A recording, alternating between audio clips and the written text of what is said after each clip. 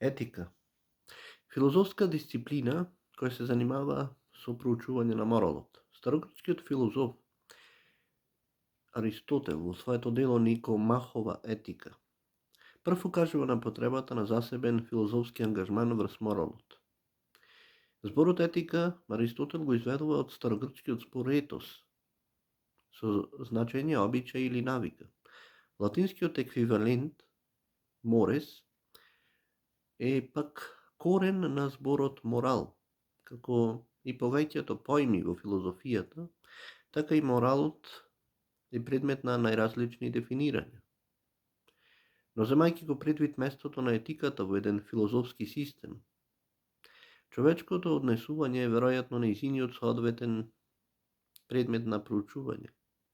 Според многумина, прашањето за доброто и злото е централно во етичките исследувања. Поради проблемот на дефинирање, етиката често пати се преклопува со својата сродна филозофска дисциплина, филозофската антропологија, која ја разгледува положбата на човекот во космосот. Теоријата на вредностите, наречена аксиологија, исто така има точки на допир со етиката, но главното разединување помеѓу двете се состои во тоа што етиката се занимава со специфичен вид вредности, односно моралните, за разлика од општиот збир вредности со кои се занимава аксиологијата. Главната и пошироко прифатената поделба на етиката се состои од 4 различни дисциплини. Нормативна етика се занимава со практичните последици и форми на морално делување. Дескриптивна етика, уште позната како компаративна етика, се занимава со опис на конкретни дела, постапки, верувања.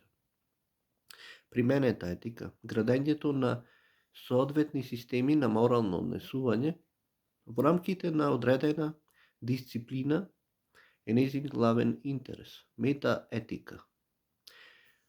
Метадисциплина која ги проучува етичките искази и неможноста за одредување на нивната вредност на вистинитост. Иако постојат мноштво мисловни текови повод клучните етички прашања, според моралниот стремеж најчесто се издвојуваат неколку поглавни етички текови. Евдаимонизмот, чиј главен стремеж е среќата.